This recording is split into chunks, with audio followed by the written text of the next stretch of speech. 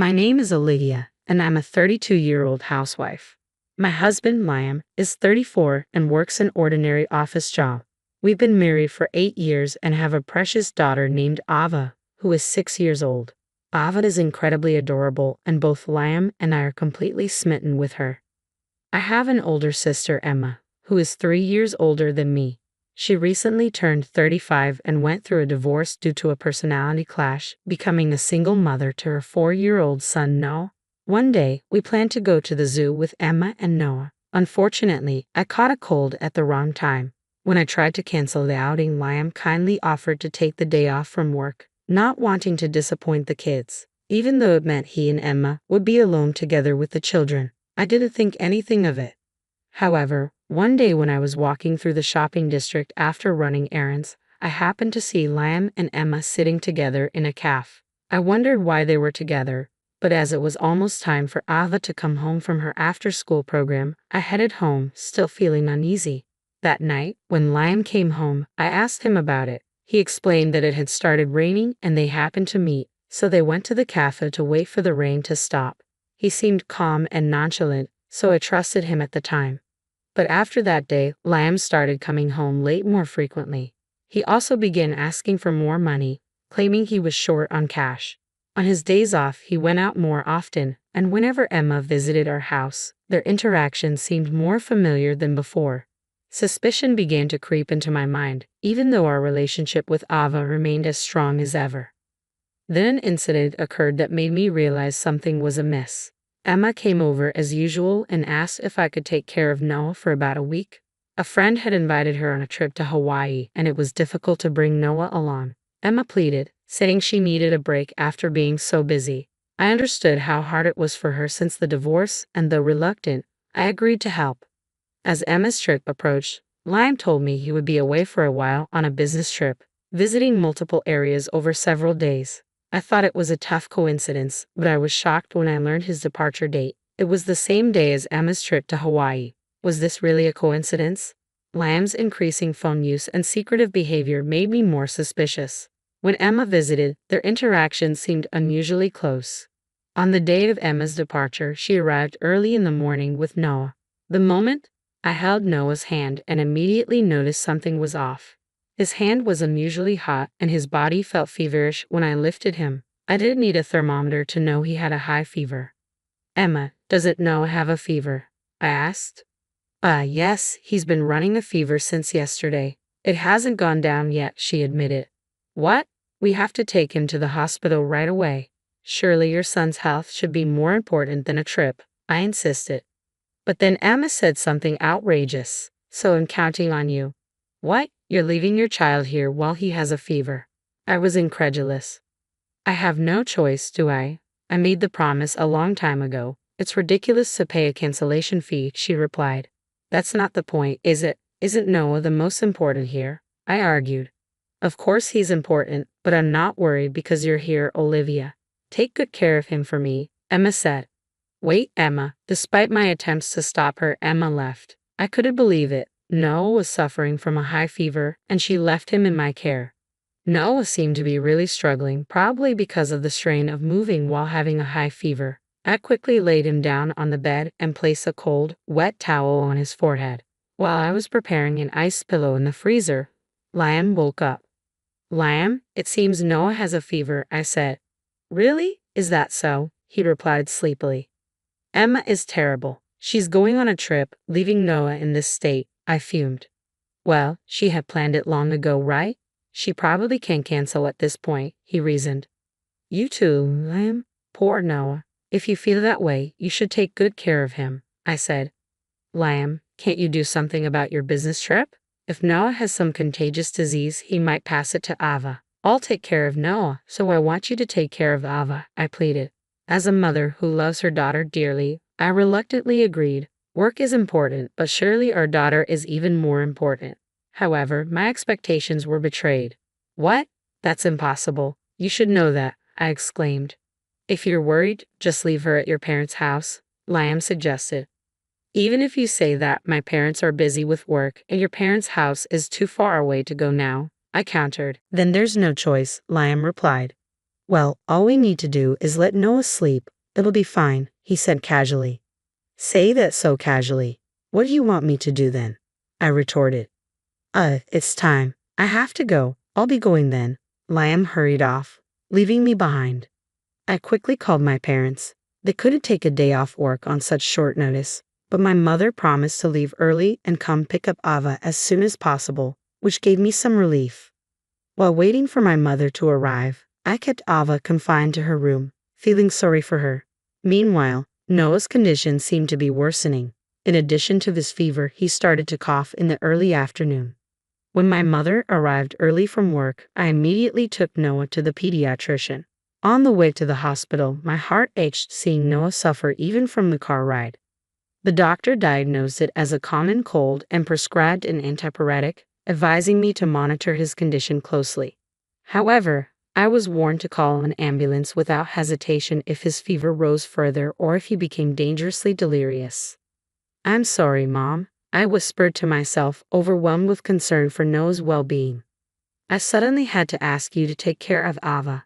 Don't worry about it. More importantly, I'm worried about Noah. My mother assured me over the phone. Noah was as dear to my parents as Ava.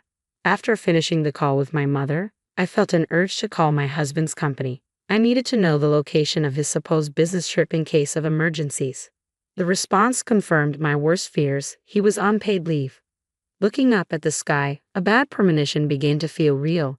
I opened my husband's laptop, which I had never seen before, and examined his search history. The destination was Hawaii, and all arrangements, plane tickets and hotel reservations, had been made by him. I recognized the name of the hotel. It was where my sister had mentioned staying. My sister and husband in Hawaii at the same hotel at the same time. Such a coincidence was implausible, not even 1 in 10,000. The fact that my husband, who claimed to be on a business trip, was on paid leave in Hawaii was abnormal. Out of curiosity, I checked my sister's social media. There were no new posts, but her recent ones showed her often with someone. The clothing visible in the photos looked all too familiar. What turned my suspicion into certainty was a picture where the person with her wore a watch that I had given my husband, not expensive, but distinct in design. This person, clearly not my husband, appeared in multiple photos with her, wearing the same clothes and watch. The possibility of coincidence was virtually zero. Then I found the conclusive photo in an album labeled Window Shopping. My sister was reflected in a shop window, and at the edge of the photo, unmistakably, was my husband. My sister, elated, had likely posted the photo without realizing he was in the reflection. With trembling hands, I saved all the photos. There was no doubt now. My sister and husband were having an affair. They were together right now, and it felt like everything fell into place.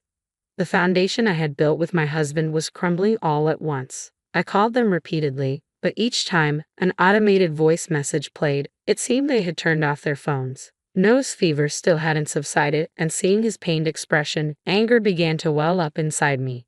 Despite a young child suffering so much, despite my own tough situation, at this very moment, my sister and husband were likely laughing and enjoying their trip to Hawaii. Could there be a more cruel story than this? Shaking with anger, I tried to think about what to do next. But that would have to wait. First and foremost, I needed to wait for Noah to recover. Yet there was no sign of his fever decreasing. If anything, it seemed to be getting worse.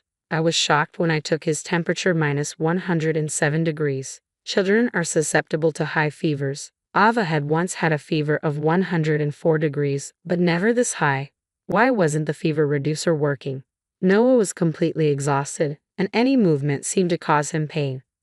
Desperate to suppress the panic threatening to overwhelm me, I was just considering calling an ambulance when my smartphone buzzed.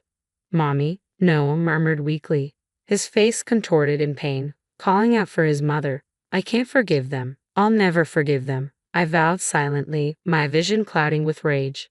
Just as it seemed my anger would consume me, Noah's condition suddenly took a turn for the worse. A week had passed since then, and despite my sorrow, today was a clear day. I found myself staring blankly at the wide blue sky, tears streaming down my face. I had lost count of how many times I had cried, yet my tears showed no signs of drying up. Ava's hand trembled in mine, and as I lifted her up, I could see my parents also in tears, comforting her. Other family members and friends gathered, all sharing in our grief. Everyone, without exception, was in tears. Suddenly, my smartphone vibrated. I set Ava down and glanced at the display. It was my sister's name. Hello, I answered hesitantly. Oh, Olivia, it's been a while. I just got back from Hawaii. I'm at the airport now, and I'm going to pick up Noah next. Thanks for looking after him. My sister's voice came through the line as if from another world. I uttered a phrase as if whispering, "Our dear has gone to heaven." A single tear, which I thought I had under control, spilled over. Unable to comprehend my words, my sister asked back in a bewildered voice over the phone, "Heaven? What are you talking about? That makes no sense."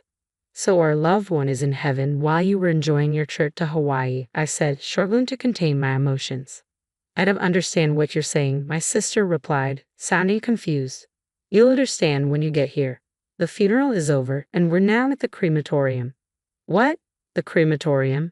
My sister's voice was filled with shock and disbelief, and the phone call abruptly ended. "No, no." My sister rushed out of the taxi, desperation etched on her face. She called out his name and looked around frantically, but Noah wasn't there. "Where is he?"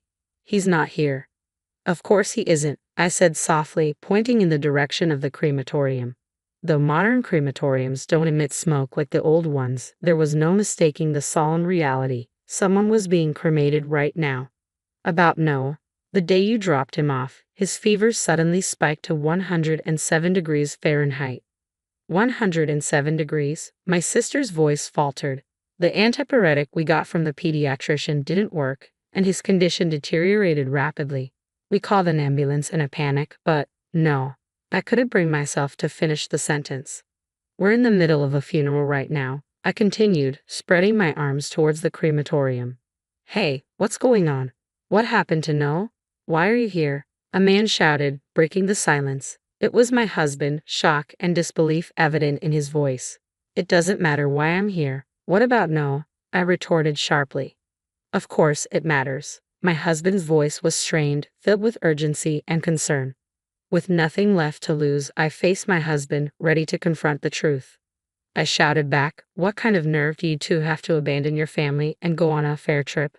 Noah was sick with a fever, and despite my plea for help, you ignored us and went on your trip. Are you out of your mind? What are you saying?" "I've known for a long time. When I contacted your company, they said you had taken paid leave. When I checked the computer, there was a reservation for a trip to Hawaii, staying on the same flight and in the same hotel as my sister. You think you can explain that away as a coincidence?" At my intense accusation, my husband was left speechless. "Olivia, tell me, is Noah?" His voice broke. "How can you ask that question now? Why do you think we're here? Why do you think we're wearing mourning clothes at the crematorium? Don't you understand?" I demanded, my voice trembling with emotion. "No, no." My sister's scream pierced the tense air, collapsing into tears. I looked down at her with cold eyes. "You have no right to cry, Emma. You're the worst kind of person, abandoning your son to go on a trip with your sister's husband." "I was so lonely all by myself, that's why. That's why." Emma's voice quivered. "So you laid hands on my husband?" I accused. "What? I did nothing wrong." "I'm not in the wrong," Emma insisted, unbelievably lashing out in anger. "I didn't choose to have a child, nor did I choose to become a single mother. When my ex-husband and I divorced, I wanted him to take custody of Noah, but he refused. So I did my best to raise him on my own. But to think Noah would? No, Emma." The one comforting my crying sister was my husband. It seemed he had no intention of hiding their affair any longer. "Don't be selfish. Our parents and I have helped as much as we can. Leaving the sick child alone to have an affair is no excuse." I lashed out at them. "You don't even realize how despicable you are. You're the worst." "Hey, Olivia, aren't you being too harsh on your sister?" "Emma is shocked because Noah has passed away," my husband interjected. "Shut up. Don't you dare act superior. Just so you know, we're getting a divorce. I'll make you pay for everything you owe, so be prepared." "What? What does that have to do with this?" "It has everything to do with this." I yelled back at him, my sister crying in the background. The situation had become a battlefield. Our parents approached us in the midst of the chaos. My sister, tear-streaked, blamed them. "Dad, Mom, why didn't you take proper care of Noah? Why did you let this happen?" she cried out.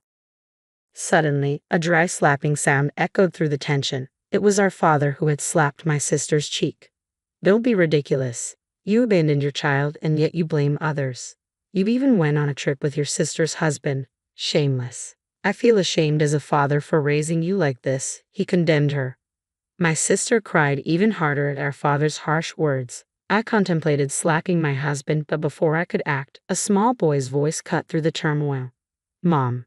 My sister turned sharply. There he was. No. Noel, she exclaimed, moving towards him, but the man holding Noel quickly stepped back, out of her reach. Hey, what are you doing, Lucas? I demanded. The man holding Noel was my sister's ex-husband, the man who had divorced her due to their personal conflicts. That's what I should be saying. What are you doing, leaving Noel alone? It's none of your business. Noel is my son too, he argued fiercely. I followed the prevailing opinion that a mother is better because you insisted on not sharing custody, no matter how many times. I warned you, you wouldn't let me see him, and as I feared, it came to this. You have no right to be Noah's mother. Shut up. All you have to do is quietly pay child support. I'll pay whatever it takes for Noah's sake, but you didn't take care of him. You left him alone. You didn't even know how dangerous his condition was, and you were off on a pleasure trip. On that day when Noah's condition suddenly deteriorated, I panicked and called an ambulance. I called my parents and Lucas, Noah's father. While treatment was being given after arriving at the hospital, he was quite surprised when I told him my sister was on a pleasure trip with my husband. Afterwards, Noah, who was discharged from the hospital in good health, was recuperating at Lucas's parents' house. Wait, so Noah is safe, right? I asked my bewildered husband, staring at the crematorium. It's her grandmother, I explained. Our grandmother, who was bedridden due to her advanced age, has been under care at a nursing home. She passed away from old age the other day.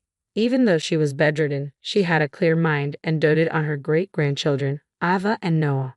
When we occasionally visited her at the facility, her wrinkled face would crinkle even more. At the sudden farewell, I, my parents, and Ava were unable to cope and just wept. Noah, being just out of illness, didn't attend the funeral. But I called my sister to this crematorium after informing Lucas that Noah was fine since his fever had completely gone down. You tricked me, my sister accused, staring daggers at us. We were the ones who wanted to accuse her. I didn't hear that Grandma had passed away either. My sister shouted. I called multiple times to tell you that Grandma had passed away, but your phone was turned off. Both of you were unreachable. Even though Grandma was kind to you, it's unacceptable to be late enough. Key, it's mocking me. No, let's go. You'd rather be with Mommy than this man, right, Lucas? I said firmly, trying to take no back from Lucas. It was Father scolding my sister who was confronting Lucas. Are you still thinking that you can keep No with you even after all this? Listen, what you did was on the verge of breaking the law. It's called parental neglect. You failed as a mother. Don't think that you can ever be by Noah's side again. Noah will be raised by Lucas. Dad, no way. We have even hired a lawyer and decided to fully cooperate with Lucas. You are no longer our daughter. Be prepared for us to cut ties, Mom. My sister's face turned pale at the disavowment from her parents. I stood imposingly in front of my sister and husband. My husband and I are getting a divorce. Why don't you two get along? You should be fine not seeing each of your children. After all, you left them behind to go on a trip overseas. Hearing this, my husband started yelling. Wait, Olivia, it was just a moment of weakness, just a fling with Emma. What's most important to me are you and Ava. Then my sister exploded. What did you say? A fling. You said you don't love Olivia anymore, that you only love me. Shut up. I love my daughter. Don't mess with me. My husband and sister resumed their quarrel. We left them arguing and departed with my grandmother's ashes. After that intense dispute, mediation ended peacefully since I had appointed a lawyer. Noah went to his father's place. I thought he would feel sad about being apart from his mother, but he was actually happy. It seemed my sister was completely non-functional as a mother. My husband and I also had our disagreements. He was stubborn, but after being scolded by both sets of parents, he deflated. The final blow came from our daughter. I don't need daddy, Ava declared. Though only 6, she seemed to mature early and understood her father's behavior in her own way. When Ava looked at my husband like he was an insect, I couldn't help but laugh. There was no greater punishment for my ex-husband, who had adored her daughter. He now has the right to see Ava, but whether she wants to see him is up to her. So the dramatic situation came to an end. Ava and I moved back to our parents' home, living peacefully. Our parents were thrilled to have Ava around. Next year, she would start first grade, and we were excited about her school preparation. I also planned to get a job at the same time she started school. Noah visited every now and then with Lucas. His face was unrecognizably bright compared to before, filled with smiles. Meanwhile, while we were living joyfully, it seemed my sister and ex-husband ended their relationship easily. Perhaps it truly was just a fling for my ex-husband. Perhaps he was shocked at being disliked by his daughter, so he easily discarded my sister. However, his affair with his wife's sister became known in his company, and he was deemed to have character problems. He was sent to the provinces, making it even harder for him to see Ava. He deserved it. As for my sister, it seemed she lived like a hollow shell for a while, frustrated by being abandoned by everything. Eventually, she disappeared. We filed a missing persons report, but I had a feeling my sister would never be found.